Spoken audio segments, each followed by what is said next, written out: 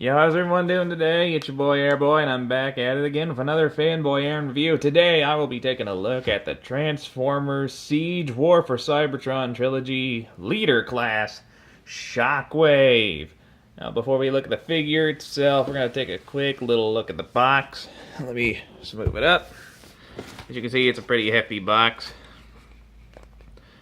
Transformers Siege War for Cybertron. It's a pretty hefty box. You can fit the whole thing in frame. The side of the box, a nice little piece of artwork of Shockwave. Here's a leader class figure. Leader class figure, a term I use very loosely. The other side of the box is just a nice piece of artwork. Optimus Prime, Chromia, and a few other characters. Transformer Siege. Here's the back of the box. Leader Class Ultra Magnus also out. I'm not sure if I'm going to get that one. You get a look at Shockwave and everything he can do. And that pretty much does it for the box. Let's go ahead and get rid of that. Get back to the main event here. The Leader Class Shockwave. It has been a long time since we've had a mainline Shockwave that was decent.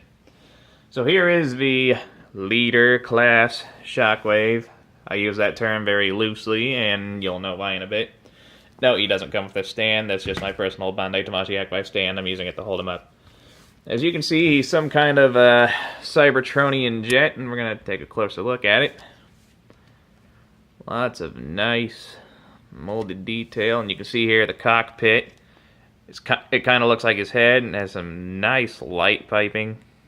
Let me get the camera to focus. There you go. Yeah, look at the way that light flashes. It's beautiful. You see, he's got a lot of guns. There's molded detail all throughout this figure, even the front, the back. It's not much paint. It's mostly just dark purple plastic and a little touch of silver here and there, but still, it's very, very nice. There's the underside. You got the cable. And I'll have to do the comparisons multiple times. Let me get this stand out of the way. Alright, just so you know, it compares with other figures. Here it is next to the Power of the Primes Elita 1. You can see he's a bit bigger than Elita. Here he is next to the Generations Sky Shadow that came out a long time ago. Bit bigger than Sky Shadow. Here he is next to the recently released, I want to say, Power of the Primes Outback. I think that's when this came out. Or what line it belonged to. Yeah, it's a lot bigger than Outback. Here he is next to the Classics, Optimus Prime. See how that looks. And here he is next to the Siege War for Cybertron Megatron. And yeah, they don't look half bad together. Now, the reason I said earlier is that why I have to do the vehicle comparisons multiple times is because, well, not just the vehicle comparisons, but robot mode comparisons multiple times as well, is because this is not all there is to the vehicle mode. Let's get down to showing off the other mode. Just remove all this add-on stuff. This is also going to count as a transformation, because I'm just going to continue it from there when I get to that point. So yeah, just remove all the extra stuff from them. Unpeg that. Pull this apart. Everything tabs in super securely on this guy, so you don't have to worry about it popping off on you. Just move this. Really, you can put this cable anywhere you want. Personally, I like to just leave it there. And there you have Shockwave. I believe the actual mode it's supposed to be is like this. Hasbro's calling it the submarine mode for the leader class figures. Both of those are terms I'm using loosely.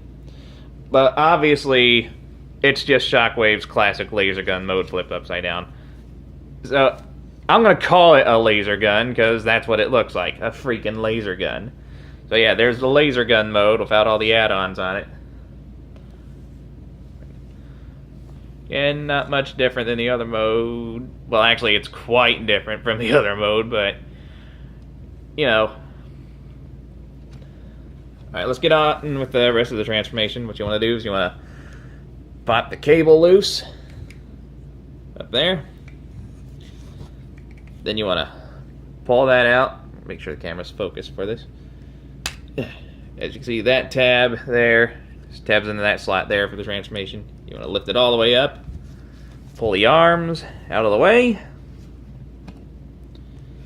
rotate everything around, pull this back. You want to take the legs, split them, bring them up on a double hinge here inside the legs on both sides. You want to take these parts, rotate them down, flip them in. Now you see there's a little peg there that'll go in the hole right there. Close it up, make sure it's secure. Same on the other side. If I can get it lined up properly. There we go. Then just rotate his legs around. Rotate the body. Then you want to close up the backpack. But, oh, one other thing I forgot to mention. This part here with the hole, you can flip that out and use it as a kickstand for his gun mode, I guess. Collapse that onto his back. It'll slide in securely. Pull the chest out. Flip the head up. Everything will peg into place if you get it lined up correctly. And the last thing you want to do is you want to take the hose, plug it in the hole either back here or up here. Personally, I like to put it back here. And here we have Leader Class Shockwave in his robot mode. And yeah, he is the shortest Leader Class figure I've ever gotten. That's how I use the term loosely. Really, he's more of a Voyager Class figure. They just put him in a Leader Class box and give him a Leader Class price tag because he comes with all this extra stuff, which I will get to here in a second. Before we do, oh, you know what? Let's get to the details before I get to comparisons. Bring it up. Focus. Why did the light just die all of a sudden? There we go. I couldn't quite see if it was still working. Okay. As you can see, he's got very nice light piping. Nice molded details all throughout this figure. Let me focus. I gotta bring it in to a certain distance in order for you to see everything, but yeah.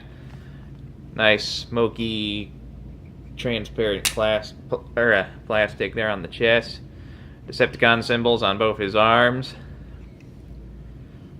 A little silver paint here and there, a little scoring paint battle damage work going on his feet here. I don't really care for that, but in the backpack, you know, it's a focus. There we go. The classic Shockwave backpack. It's not too bad. Alright. Now, I'm not going to forget, like last time, posability. He can look up that far, down, about that far, the head. Can rotate all the way. The arms. You can go out that far and then go up higher due to the transformation joint. You can rotate a full 360. Bicep swivel. A little over 90-degree bend at the elbow. The hands are on a wrist swivel. Same articulation on this hand as well, though the hose can hinder the posability when it's attached.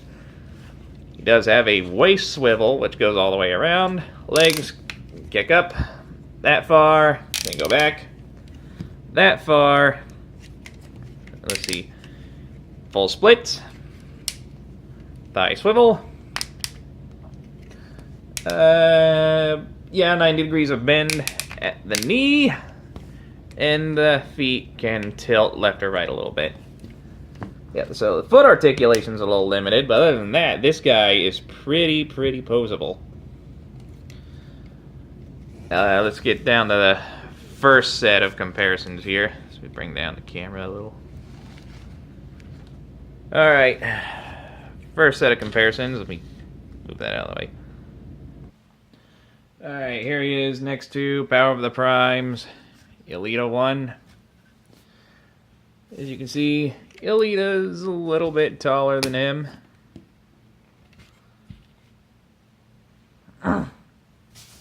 This is a Voyager class figure. He's more of a small Voyager class figure scale.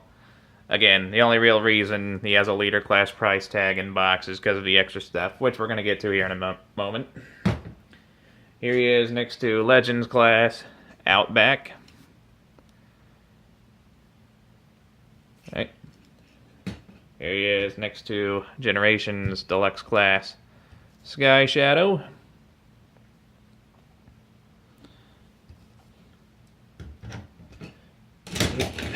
Here he is next to Classics Voyager class Optimus Prime.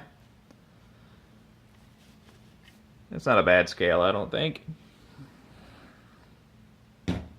And last but not least, here he is next to Siege Megatron. See ya.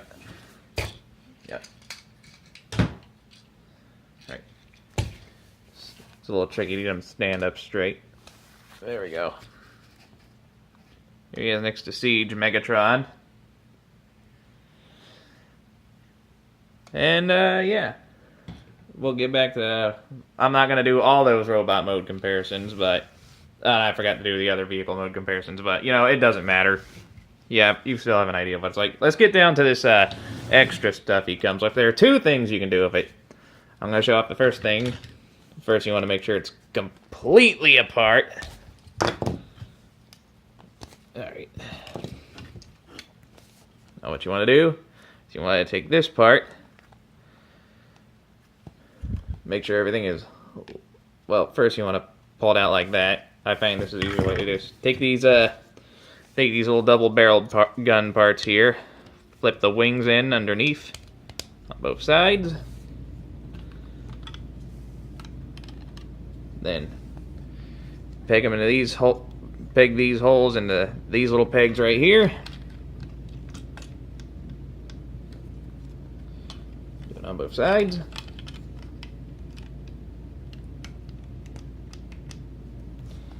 Close it up.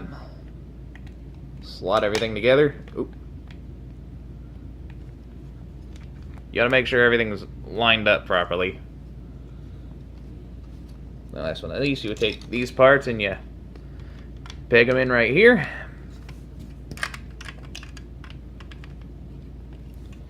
And there you have, I don't know what it's supposed to be, but to me it looks like some kind of battle drone, which it can be used as, but on the box it also shows Shockwave riding it like some kind of surfboard, which you can totally do that. Just yeah, hold on a second. Sorry about that. There we go. Shockwave can ride it like a little surfboard. You can go.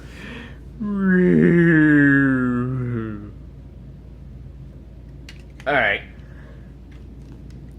But yeah, this thing doesn't look like a surfboard to me. It looks more like a battle drone of some kind. Well, you know, that's the first thing you can do with all that junk. But now let me show you my favorite thing you can do with this.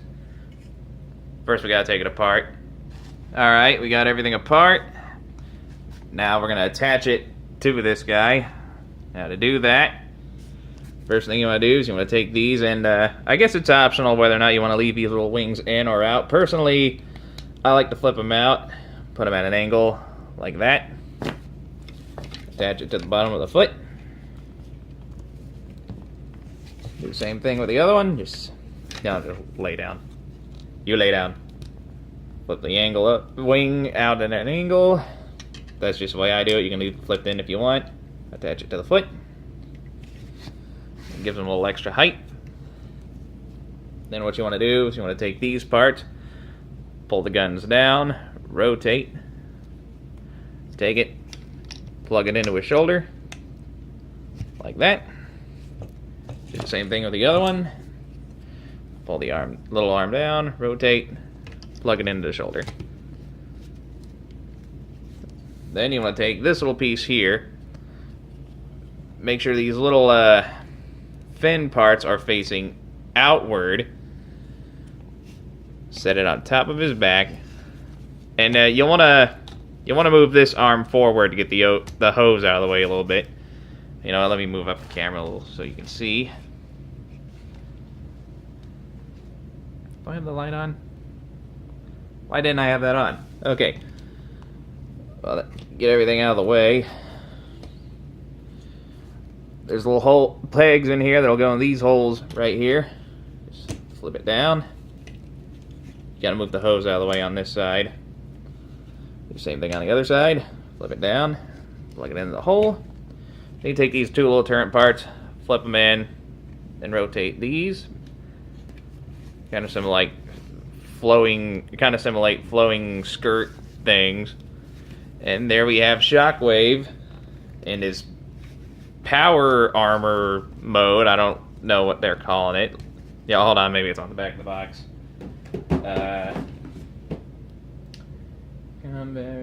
No, not really. I don't know what the hell they call this mode, but I'm gonna call it his battle armor mode, and that looks awesome. If only for that alone, I do think this thing is worth its leader class price tag. And we're not gonna do all the comparisons again, but you know, just to give you an idea of how much bigger he got. Here he is next to Megatron again.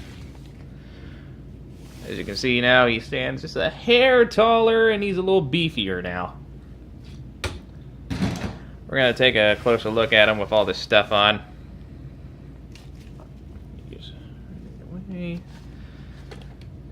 And you can angle these guns however you want. Yeah, look at that. Bring it down nice and easy. That does not look half bad at all. Now, posability on this mode, for the most part, is still the same. Pretty much the same you got in the head.